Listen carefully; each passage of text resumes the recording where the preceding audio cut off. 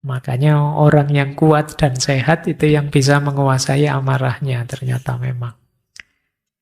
Karena ya orang marah itu pada akhirnya malah jadi lemah.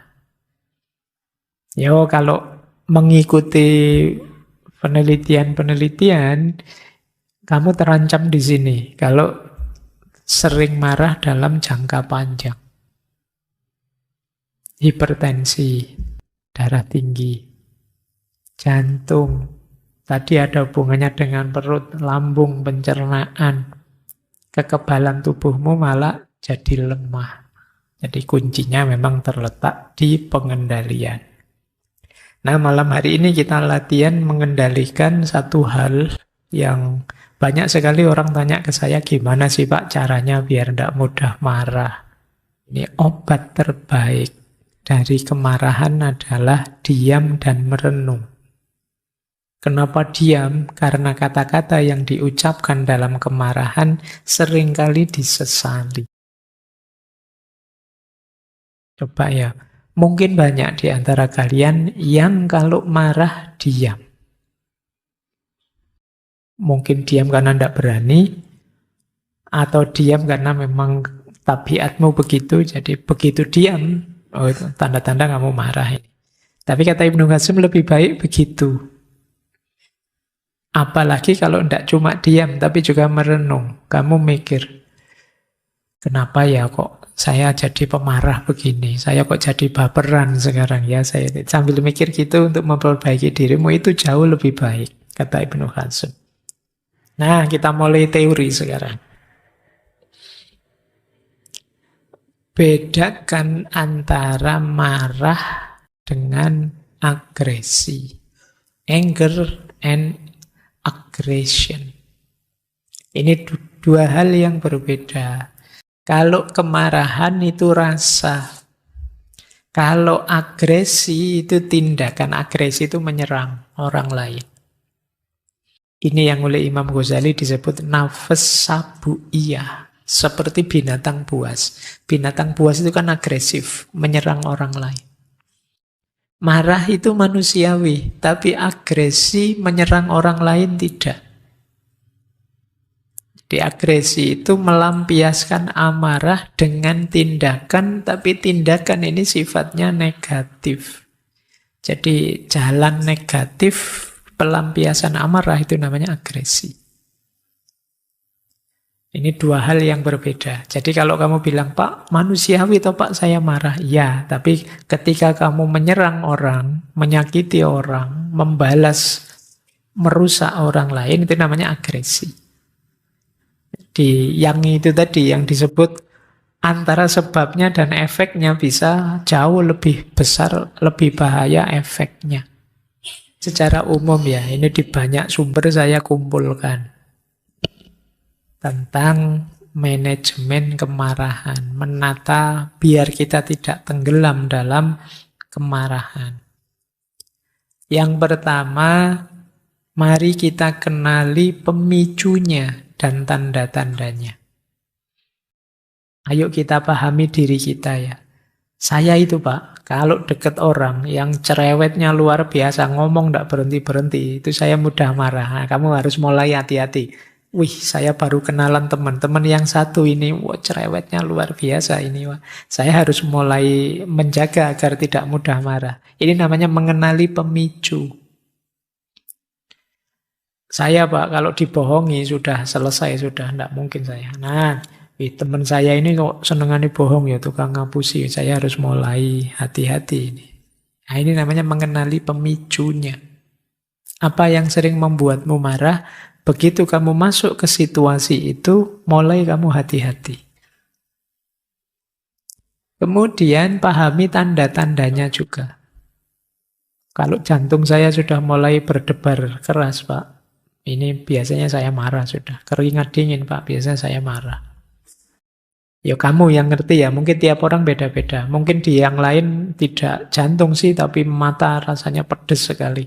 Atau kepala rasanya kayak pusing tiba-tiba kayak dikampleng gitu kalau saya pas.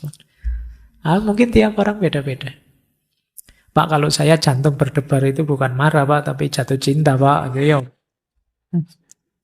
Ya wes, ya makanya saya bilang beda-beda tadi, yang tidak selalu sama. Tapi kenali tanda-tanda, wah ini saya mulai marah ini, saya mulai marah ini. Ah itu kamu harus mulai mengatur antisipasi yang harus kamu lakukan. Yang kedua, kalau memang terlanjur kamu begitu marahnya, coba lakukan relaksasi. Terserah kamu bisanya apa, mau tidurkah, ambil nafaskah, mau apakah, monggo. Yang penting buat dirimu rileks. Yang terjangkau ya, jangan nyari yang tidak terjangkau, tambah stres nanti. Pak, saya itu baru rileks kalau punya uang banyak. Ya tambah stres kamu kalau kayak gitu, uang yang tidak punya. Jadi cari relaksasi yang mudah saja, yang gampang, yang enak. Untuk meredakan kemarahanmu. Kalau tidak masih sulit, keluar saja, cari suasana berbeda, cari situasi yang berbeda. Wah, kalau saya di ruangan ini terus pecah kepala saya, Pak Ismetu. Jalan-jalan keluar. Healing kalau kata anak hari ini. Jangan di situ terus. Untuk apa? Meredakan kemarahan. Bila perlu, hobimu dihidupkan lagi. Hobi positif ya, jangan yang jenis-jenis ngeslot dan lain sebagainya. Ya, ya usah yang kamu mampu, yang baik-baik, yang positif. Senenganmu apa dijalankan. Ya. Menjauh dari situasi yang memancingmu dalam kemarahan, cari distraksi yang menyenangkan. Kadang-kadang kan orang itu menghindari distraksi. Justru kalau dalam situasi ini cari distraksi yang bisa memalingkan perhatianmu dari urusan itu. Entah apa. Mungkin sekedar nonton drama Korea atau apalah suka-sukamu, konser musik atau apa. Konser musik yang gratisan lah kalau levelmu ya. Kalau yang bayar mahal. Jadi cari distraksi. Jadi distraksi itu pengalih perhatian. Biar kamu tidak mikir itu terus. Kadang-kadang distraksi itu ada yang bilang, ya ada kalanya justru nyari masalah yang lain. Jadi kebalikannya pegadaian. Ini mengatasi masalah dengan masalah. Itu namanya distraksi. Nyari pengalih perhatian. Kalau pegadaian kan tanpa masalah. Oke, cari distraksi yang baik. Terus, kalau ini hubungannya dengan pemaknaan atau atribusi tadi ya. Ubah sudut pandang. Kayak tadi loh. Wah, ini saya dikecewakan ini. Ganti sudut pandang. Ternyata saya dibebaskan sekarang. Karena dia jahat padaku, saya tidak punya tanggung jawab apa-apa pada dia. Jadi saya suka-suka saya saja. Karena kalau dia baik padaku, kan saya berkewajiban untuk baik padanya. Karena dia tidak baik padaku, saya bebas sekarang. Enteng saya malahan. Ini namanya pemaknaan. Jadi sudut pandangnya kita ganti. Itu lebih membahagiakan. Meredakan kemarahan kita. Terus cari teman, mungkin tempat curhat atau tempat cerita yang menggembirakan, menenangkan. Yang enak diajak ngobrol atau diajak healing, diajak santai. Jangan nyari teman yang malah problematik. Ya, nanti diajak cerita-cerita kamu ingin lebih tenang, dia malah manas-manasi. Wah, kalau aku tak sikat itu sudah. Wah, kalau itu ya tambah masalah. Wong kamu pengen reda, ndak marah ya, temennya malah manas-manasi. Ya, jadi cari teman, mungkin tempatmu curhat. Pokoknya yang enak. Jangan yang malah masalah. Yang bisa mendengarkan, ndak harus yang bisa ceramah. Ya, karena biasanya kalau ada teman curhat itu kamu kesusu pingin ceramah terus. Pingin menasehati itu. Jadi kemampuan mendengarkan lebih penting ketika berhadapan dengan orang curhat. Kadang-kadang temanmu curhat baru ngomong 2 kalimat, kamu ngomongnya 1 bab. Temanmu tidak jadi curhat akhirnya, mendengarkan ceramahmu. Nah, kamu cari teman yang enak diajak ngomong. yang bisa mendengarkan keluhanmu, bisa mendengarkan apa yang kau rasakan. Mungkin tidak ketemu solusi, tapi kadang-kadang kalau kamu sudah bisa cerita, itu plong sudah. Lega. Nah, cari teman seperti ini. Ini di antara solusi untuk meredakan kemarahan. Kemudian belajar memaafkan. Memaafkan berat, apalagi melupakan. Melupakan jauh lebih berat. Tapi harus latihan kita. Alasannya apa? Dengarkan kembali sesi ngaji filsafat. Dulu kita pernah bahas 2 jam tentang pemaafan. Manfaatnya apa, gunanya apa, memaafkan dan lain sebagainya. Tidak untuk orang lain kok memaafkan itu, untuk diri kita sendiri. Untuk kepentingan aku sendiri, tidak untuk kepentingan orang yang mengecewakanku atau menjahatiku. Tingkatkan kata-katamu, bukan suaramu. Hujanlah yang menumbuhkan bunga, bukan guntur. Jadi, kalau kita ingin tidak membuat orang marah,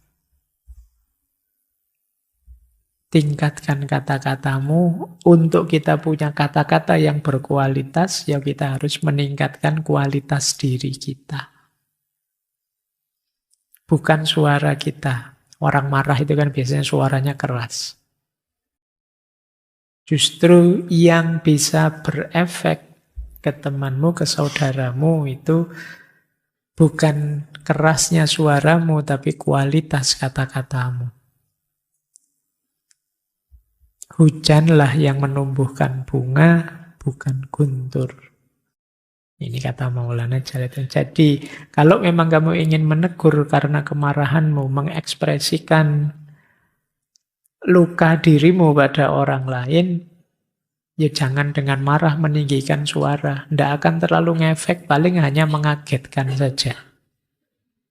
Cari kalimat-kalimat yang bisa menyentuh dia, kata-kata yang berkualitas yang bisa menyadarkan dia. Itulah hujan yang nanti bisa menumbuhkan bunga. Ini petunjuk dari beliau Maulana Jalaluddin Rumi.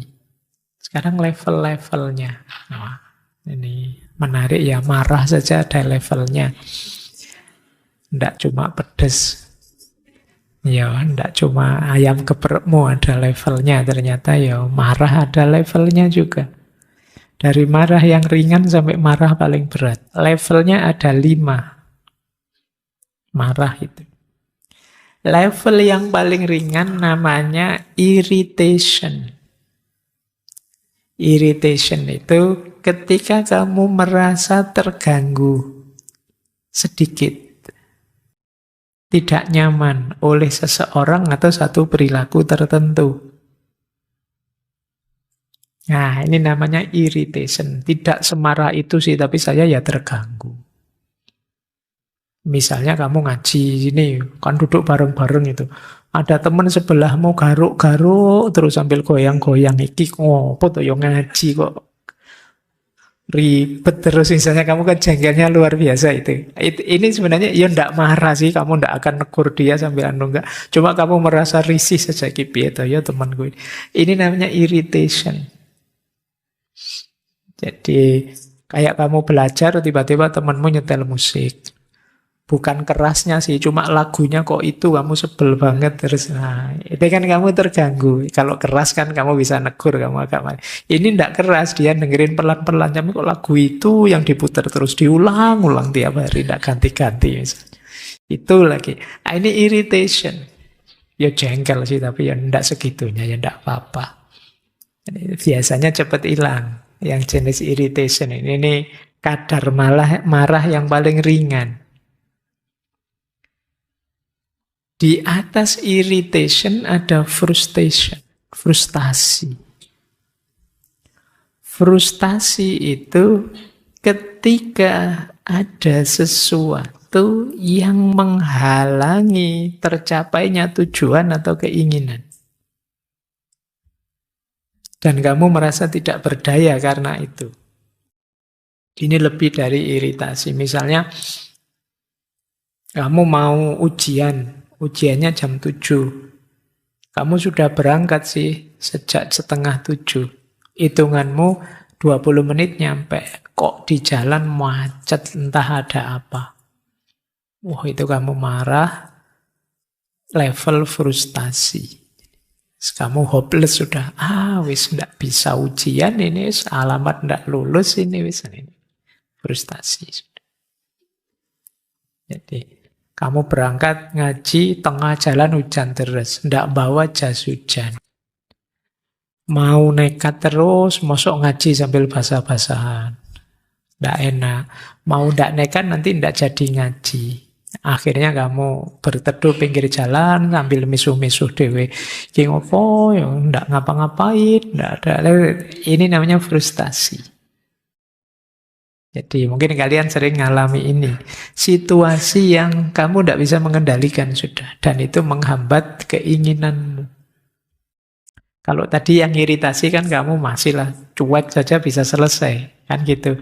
Kamu ndak peduli saja bisa. Tapi kalau frustasi ini ndak bisa sudah. Mau tidak mau harus kamu hadapi. Ini lebih dalam berarti rasa marahnya. Kalau tadi ringan. Ada lagi level 3. Level 3 ini mendongkol resentment. Nah, resentment itu marah karena perlakuan orang lain yang menurutmu tidak adil. Jadi kamu merasa secara sengaja ditidakadili. Meskipun kamu tidak berani ngomong. Jadi, bolak-balik begitu terus. Misalnya kamu ngantri, entah di Indomaret atau di mana. Sudah ngantri lama panjang, tiba-tiba ada yang nyerobot. Terus kamu tidak berani ngomong sih. Nah, mau ngomong kok males, nanti ribut, tidak ngomong. Ini mendongkol, mesti namanya resentment. Jadi kamu merasa hakmu diambil orang. Itu namanya resentment. Ini juga marah. Ngantri bensin di SPBU, tiba-tiba diserobot orang, kamu marah. Ini resentment, mendongkol. Ini lebih dalam biasanya daripada kena macet tadi.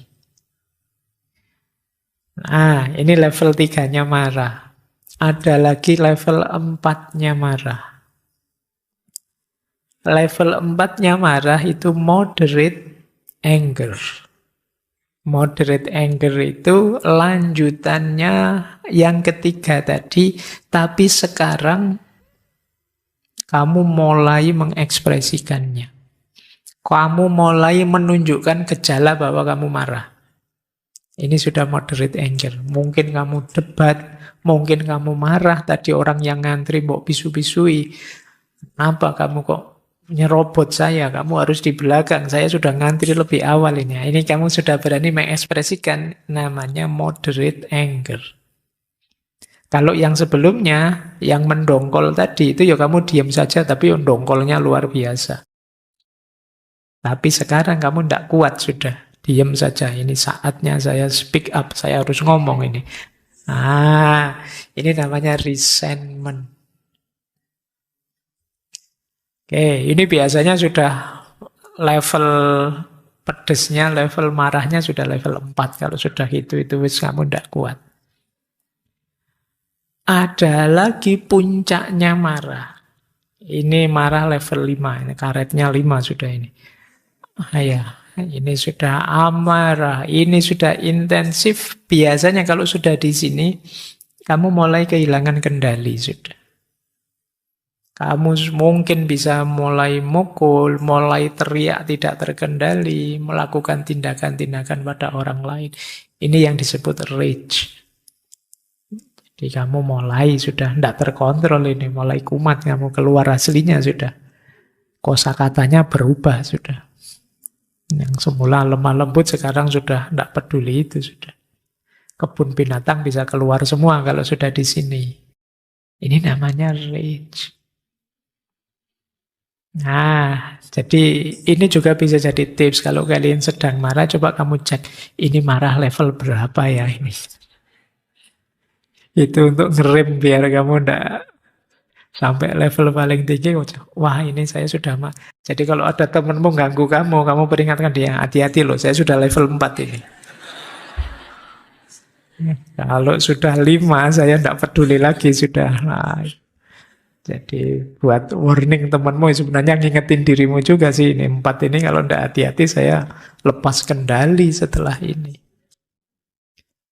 Jadi kalau kalian yang jiwanya usil mau ganggu temanmu ya kamu atur saja ini ganggu level 1 saja lah yang bagian irritation tadi yang bagian awal yang ndak terlalu iseng. Kalau mau ngeprank ya yang simple-simple jangan yang berat-berat.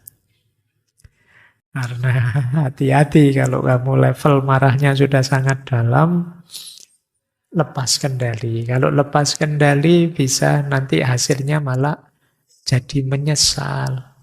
Ngapain tadi saya semarah itu ya, akhirnya ada yang ngerekam, akhirnya viral saya.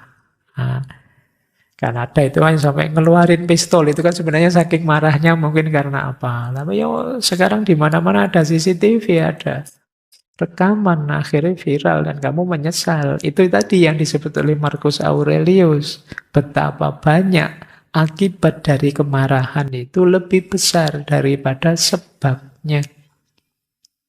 Wong sebabnya cuma disalib saja, misalnya mobilmu Pajero disalib Cherry tahun 70 sekarang kan, terus kamu jengkel, terus kamu kejar kamu itu kan. Iya tuh. Padahal ya cuma iseng gitu aja, kamu dadak aneh-aneh, akhirnya ya viral, terus menyesal. Oke ya, maka hati-hati kamu kendalikan amarahmu, ya cara paling gampang coba kamu sadari kamu ada di mana ini. Jangan-jangan saya ada di level marah yang sangat dalam. Lanjut, kita lengkapi ya cara mengatasi kemarahan ini dari perspektifnya Imam Ghazali. Imam Ghazali nanti dalam Ihya punya beberapa konsep kunci untuk meredakan kemarahan. Yang pertama kata beliau, ayo kita kenali penyebabnya. Apa sih yang membuatku marah? Masuk akal enggak sih aku marah ini? Ada gunanya enggak sih aku marahnya? Ini mengenali penyebabnya. Jadi jangan dikira terus marah ya marah saja Pak. Enggak, ya yang reflektif lah, yang kita tahu akarnya apa marah ini. Ada alasannya enggak aku marah? Yang kedua, menunda reaksi. Nanti dulu, nanti dulu. Siapa tahu aku masih salah paham ini. Siapa tahu situasinya tidak seperti yang saya lihat. Nanti ini namanya menunda reaksi. Sering saya jelaskan bedanya reaksi dengan respon. Kalau reaksi itu otomatis. Biasanya insting saja. Tidak pakai dipikir dulu. Tapi kalau responsif, itu sifatnya dipikir dulu, direnungi dulu. Maka kalau yang reaktif ditunda dulu. Difikirkan dulu. Jangan reaktif. Reaktif itu tiba-tiba. Reaktif itu kayak kalau kalian punya kucing terus disenggol sedikit terus ngamuk. Wow, itu reaktif namanya.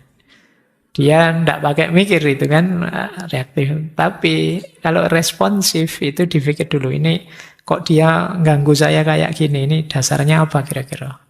Alasannya apa? Sengaja ingin menyakiti apa? Jangan-jangan dia sendiri kepepet dan lain sebagainya. Jadi ditunda dulu. Saya masih ingat satu cerita yang terkenal sekali dari tradisi Zen Buddhisme. Satu ketika ada seorang murid mau pulang ke rumahnya setelah berguru belasan tahun. Sama gurunya, ya silahkan kamu pulang, tapi nanti ingat-ingat pesan saya, kalau mau melakukan apa-apa, mundur dulu 10 langkah. terus maju lagi 10 langkah, terus baru kamu lakukan yang mau kamu lakukan. Ini muridnya bingung, ini kok kayak gini sih rumusnya, maksudnya apa? Gitu. Tapi ya karena perintah gurunya, ya dia ikuti saja. Ternyata begitu sampai di rumah, tiba-tiba dia masuk rumah dan kaget. Lihat istrinya tidur dengan seorang laki-laki. Wah, marah kan mesti itu. Terus dia cabut pedangnya, ingin segera mengeksekusi dua orang yang menyakiti hatinya, membuat dia marah. Begitu dia mau eksekusi, dia sadar. Katanya guru saya, tidak boleh tiba-tiba saya lakukan ini. Berarti saya harus mundur dulu 10 langkah. Dia mundur 10 langkah, terus maju 10 langkah. Ada kedengaran langkahnya maju mundur, istrinya sama laki-laki tadi bangun. Begitu terbangun, terus istrinya senang, suaminya pulang. Suaminya marah, kamu ternyata selingkuh. Kata istrinya, coba kamu lihat laki-laki ini siapa. Ternyata karena dia berguru belasan tahun, laki-laki tadi anaknya sendiri sudah besar.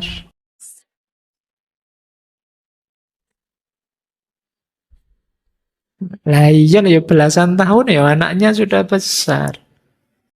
Dia lupa bahwa sudah lama meninggalkan istrinya, tidak tahu kalau itu anaknya sendiri. Loh kan, alhamdulillah tadi pesannya gurunya mundur 10 langkah, maju 10 langkah. Selamat, akhirnya tidak jadi mengeksekusi anak dan istrinya sendiri. Nah, kalian boleh pakai ini ya, nanti kalau pulang masuk kamar kos, mundur 10 langkah, maju 10 langkah. Biar selamat. Baik, ya maksudnya sebelum melakukan sesuatu, pikir panjang dulu. Jangan disetir oleh kemarahanmu. Lanjut, ini menarik istilahnya ganti posisi.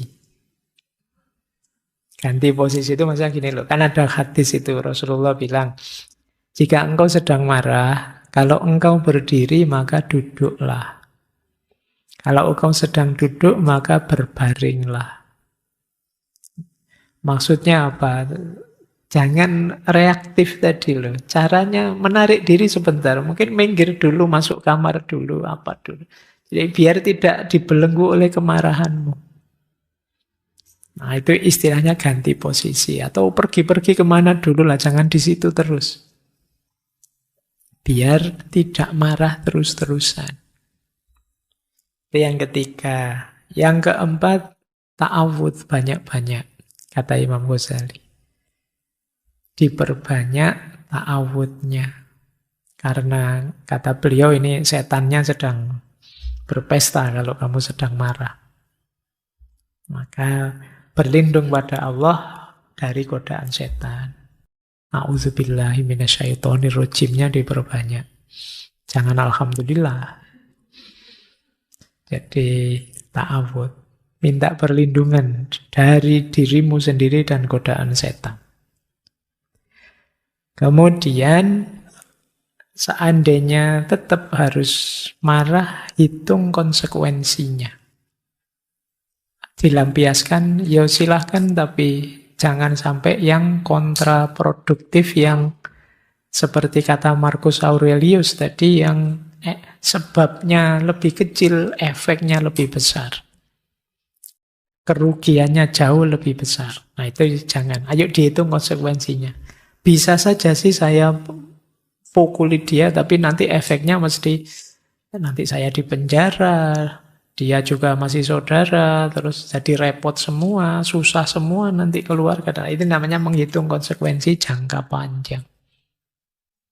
Kalau orang Jawa bilang ya nalarnya yang panjang, nalari sing dawa, jangan cupet nalari.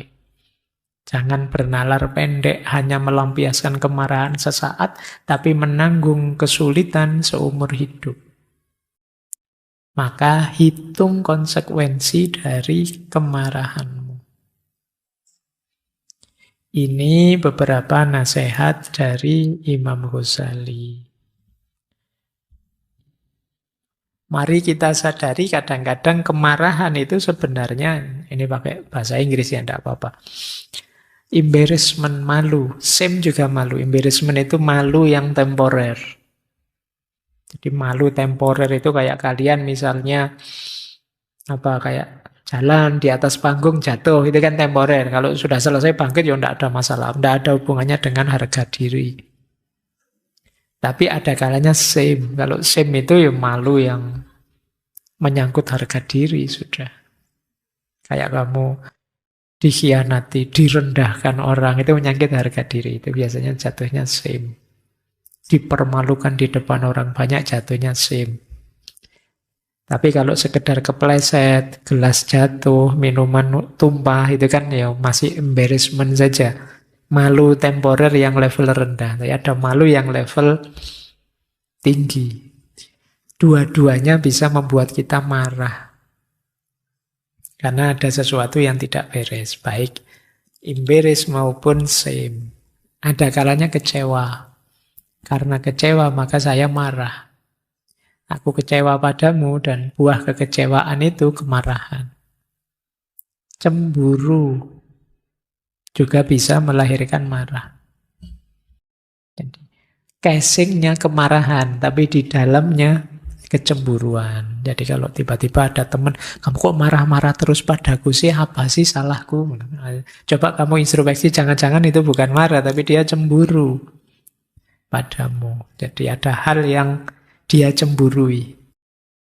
Misalnya kalian ada teman yang, wah teman saya itu Pak, rajin sekali belajarnya, kuliahnya serius, terus saya males-malesan, saya sering nggak masuk, sering itu. Tapi kok nilainya lebih baik saya ya Pak? Misalnya. Tapi dia itu kalau ketemu saya marah terus. Nah itu mungkin contohnya ya, ini marah karena cemburu. Jadi dia iri dengan kita. Ada juga karena takut. Saking takutnya terus jadi marah. Ada banyak ketakutan-ketakutan yang membawa pada kemarahan. Jadi banyak. Saya ada cerita zaman saya dulu di pondok pesantren itu ya, ada teman santri. Dia ini penakut sekali. Ini ilustrasi kasar dari takut yang jadi marah itu ya. Nah, dulu kamar mandinya di pondok itu agak jauh. Jadi agak menyendiri gitu. Satu ketika dia tengah malam ke kamar mandi.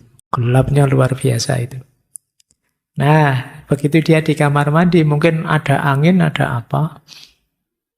Pintunya goyang. Ada suara keratak-keratak gitu. Wah, dia langsung pintunya ditendang sambil teriak, aku tidak takut.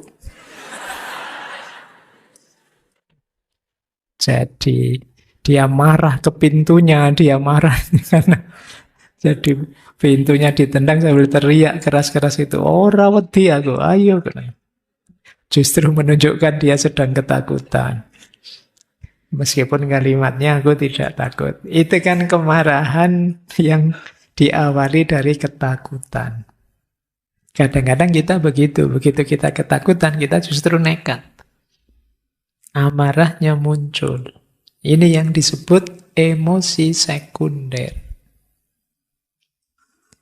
Ada kalanya marah itu karena helpless, tidak berdaya. Jangan dikira orang yang misalnya kita zolimi terus, dia tambah lama tambah lemah. Kadang-kadang sampai titik tertentu dia tidak bisa menanggung ketidakberdayaan itu, akan muncul amarah. Jadi kalau kesabaran sudah habis, sudah selesai, akan muncul amarah. Itu namanya helpless. Ketidakberdayaan. Ya kayak kalian kalau sudah kepepet itu biasanya ya apa sih yang tidak bisa. Sejak semester 8 disuruh garap skripsi, kamu pontang-panting. Sulit ternyata Pak bikin skripsi itu. Enggak selesai. Begitu semester 14 bisa dengan sendirinya.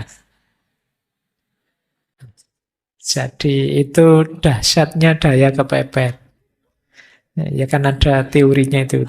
The power of kepepet itu luar biasa. Jadi kekuatan kalau kita sedang kepepet itu bisa apa saja sudah. kalau terpaksa. Nah, itu yang disebut helplessness. Kalau sudah kepepet, ya mau gimana lagi? Mau ndak mau harus saya yang ngatasi ini. Kalau bukan saya, siapa lagi? Masa sih saya harus begini terus? Nah, itu terus momen meletik kamu terjadi ketika help. Nah, kemarahan juga bisa muncul di situ. Zaman dulu banyak, kayak waktu kita dijajah itu terus muncul perlawanan-perlawanan, pemberontakan-pemberontakan. Itu biasanya diawali dari helplessness. Aku kok ditindas terus ya, kita kok diperas terus, dijajah terus ini. Lama-lama kita tambah lemah ini, sampai titik tertentu, sudahlah, ayo lawan. Nah, jadi kemarahan itu diawali dari helplessness. Kesedihan juga begitu. Jadi bisa membawa pada kemarahan. Sedih karena apa? Buahnya marah. Termasuk yang terakhir itu ya, feeling left out, merasa ditinggalkan.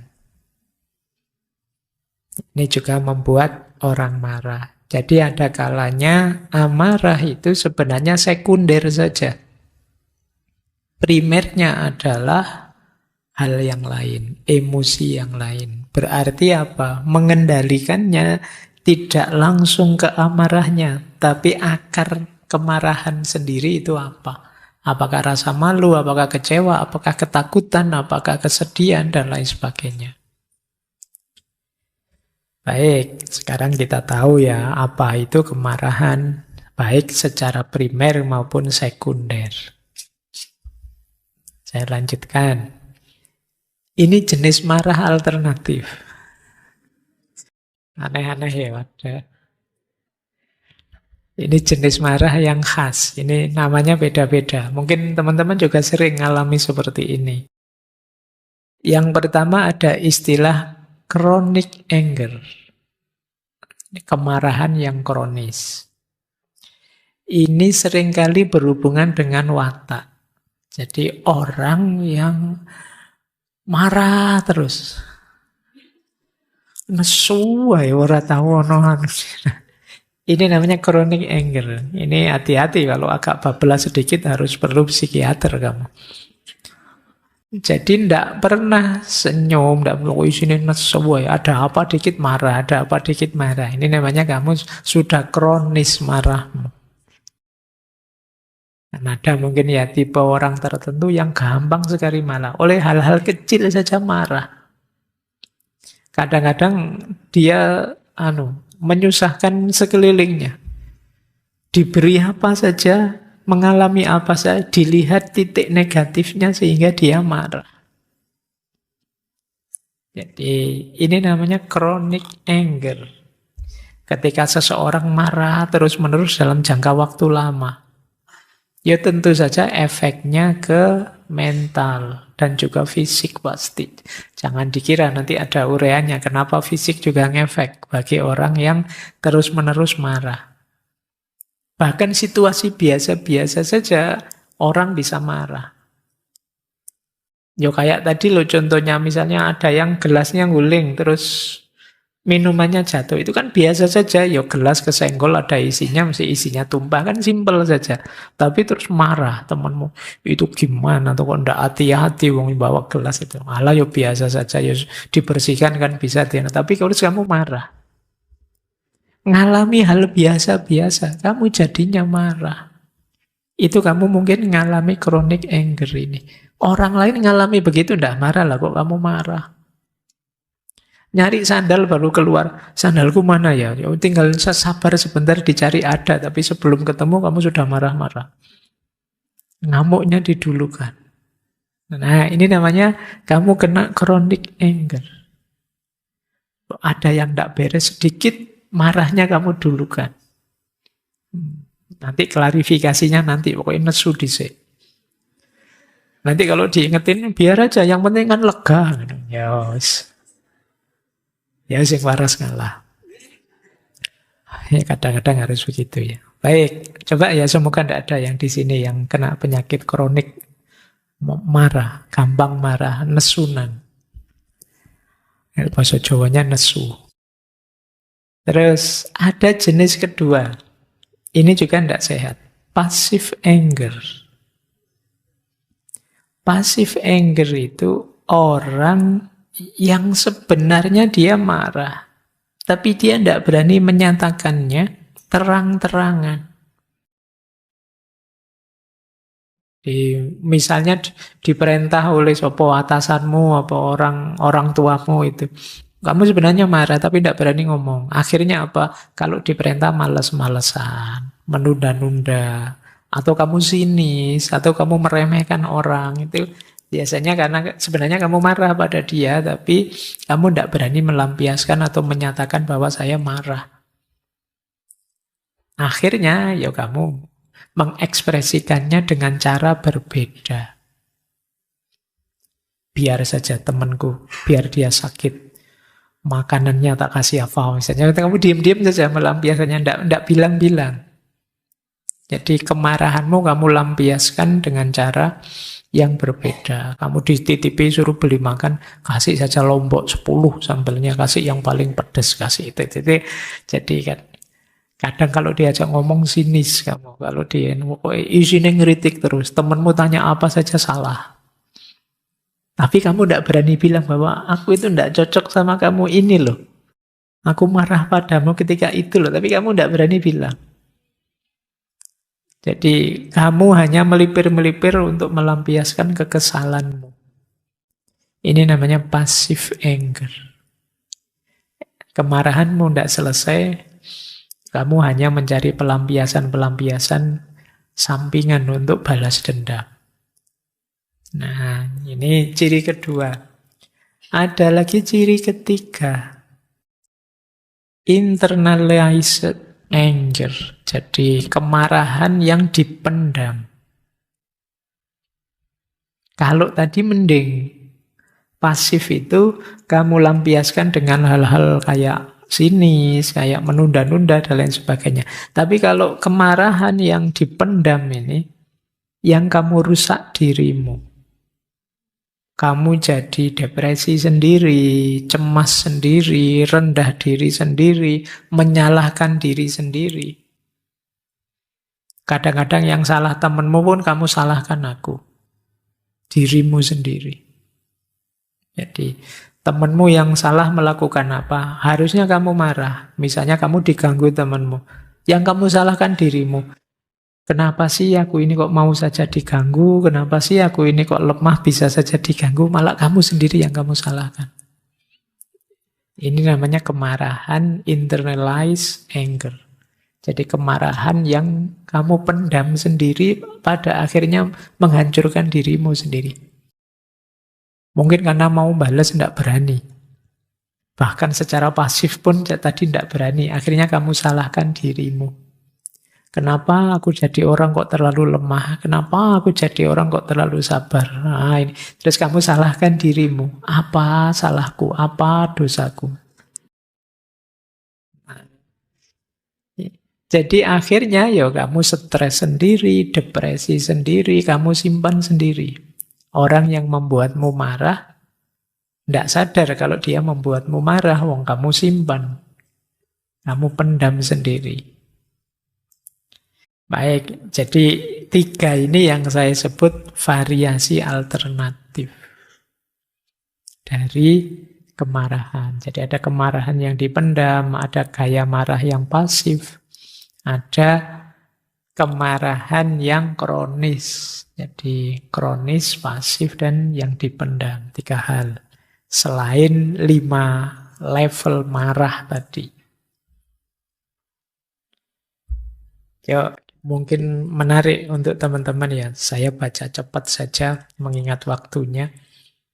Seandainya kalian punya teman yang toksik, jenis toksiknya adalah selalu membuat kamu marah. Apa yang harus kamu lakukan? Ya. Yang pertama, kendalikan emosi. Harus tetap kontrol. Boleh pakai ambil nafas dalam-dalam berapa kali. Atau menghitung saja sampai 10 kali. Kalau pas lagi marah terus kamu menghitung 1, 2, 3, masih marah terus ke sampai 20, masih marah teruskan sampai 100, sampai marahmu reda. Jadi ini tipsnya, ini basicnya ini ya, untuk masih tetap terkontrol. Kamu merasa sangat gelap, tidak kontrol sama sekali ya, ambil nafas dalam-dalam, hitung. Kemudian pahami sumber marah. Coba kamu tanya, apa sih yang membuatmu marah dari temanmu itu? Kira-kira dia itu sengaja melakukannya, atau ya dia memang modelnya begitu, aku saja yang baper. Kadang-kadang ya memang teman kita tipenya memang begitu. Bukan dia ingin membuat kita marah. Kita saja yang tidak cocok dengan tipe itu sehingga kita terus marah terus. Atau jangan-jangan ada hal lain. Jadi saya marah ke dia itu bukan karena dia sih, karena sayanya sendiri. Saya tiap hari kerjaan banyak, jadi tiap hari capek.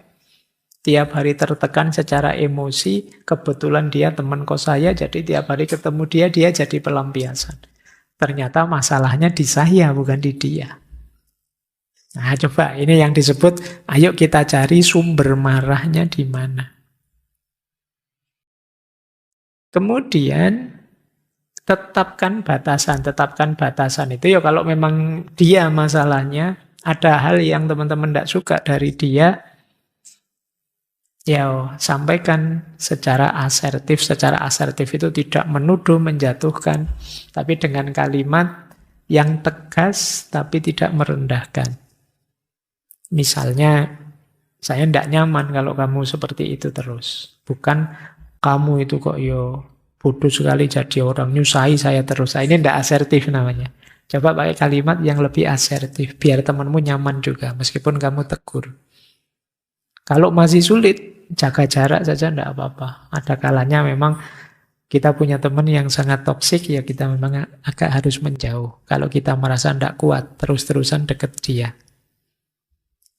Kalau sudah masih sulit juga, pakai tips selanjutnya, belajar untuk tidak baper. Ini mulai agak cuek. Caranya gimana? Yang pertama, sudahlah, dia memang kurang ajar, tapi ya dia, saya. Terserah dia mau apa, saya tidak ngefek ke saya. Itu cara pertama untuk tidak baper. Bukan saya kok itu, dia. Jadi ngapain aku harus susah oleh kelakuan dia? Aku ya diriku. Dia tidak bisa menyakitiku kalau aku tidak mengizinkan diriku disakiti. Nah, ini gaya stoiknya muncul. Nah, kalau masih sulit, ya ke selanjutnya. Tapi nanti yang baper juga ada model empatik. Boleh kalau kita lebih empatik, dia kok kayak gitu, ada masalah apa ya? Jangan-jangan dia juga ada kesulitannya sendiri. Ada problemnya sendiri. Siapa tahu aku bisa bantu. Ini kayak empatik. Kalau masih sulit, ganti fokus. Nggak usah bahas dia terus, nggak usah lihat dia terus, nggak usah perhatian dia terus. Urusi yang lain yang tidak menyulitkan kita. Kalau sudah sampai titik itu masih tetap nggak bisa, saatnya nyari bantuan orang. Konseling, membuat kita tenang, minta nasihat teman lain yang bisa dicurhati. Sampai di titik terakhir kita bisa memaafkan dia. Nah, ini lebih positif kalau kita bisa sampai di yang terakhir itu. Tapi rumus-rumus tadi mungkin bisa jadi pedoman kita kalau kita sedang menghadapi teman yang selalu membuat kita marah. Terakhir. Ya, dari Rasulullah. La taghdab walakal jannah. Simpel ya. Jangan marah, maka engkau akan mendapatkan surga dalam hidupmu. Ya, termasuk surga di akhirat nanti. Ini saya maknai surga secara luas karena saya teringat ada cerita dari Zen Buddhisme, ada hubungannya dengan surga dan kemarahan. Jadi ada seorang pendeta Zen Buddhisme namanya Hakuin. Dia ini satu ketika didatangi oleh seorang samurai. Samurai ini tanya pada pendeta ini, "Wahai pendeta, coba jelaskan ke saya, apa itu surga, apa itu neraka?" Hakuin ini diam saja, terus tiba-tiba dia begini, "Alah, kamu prajurit rendahan aja pangkatmu apa, kok tanya-tanya saya pertanyaan tinggi kayak gitu, mbok sudah nggak usah tanya aneh-aneh, levelmu itu apa?" Wah, marah sekali samurai ini. Wah, dia sudah nyabut katananya, ingin menggal pendeta itu. Begitu dia marah ingin menggal pendeta tadi, Hakuin bilang, "Nah, itulah neraka." Begitu ditunjuk itulah neraka, sadarlah samurai, "Oh iya ya, berarti memang neraka itu kalau situasi saya sedang marah, tidak terkendali, pikiran buntu, hati gelap, tindakan tidak terkontrol." Wah, terima kasih Hakuin, saya sadar sekarang, tercerahkan saya, berarti kondisi neraka itu seperti itu. Terus dia bilang, "Nah, sekarang itulah surga." Jadi kamu sekarang sadar, tercerahkan, pikiranmu jernih, hatimu terbuka. Makanya, la taghdab walakal jannah. Jangan marah, maka engkau akan mendapatkan surga. Baik, saya kira itu dulu ya teman-teman untuk malam hari ini. Materi tentang mengendalikan kemarahan. Menurut saya materi ini penting karena dalam hidup kita sering sekali terblokir oleh rasa marah ini saat menuju kebaikan atau ideal hidup yang kita inginkan. Jadi mari kita pelan-pelan melatih diri kita untuk bisa mengendalikan amarah kita.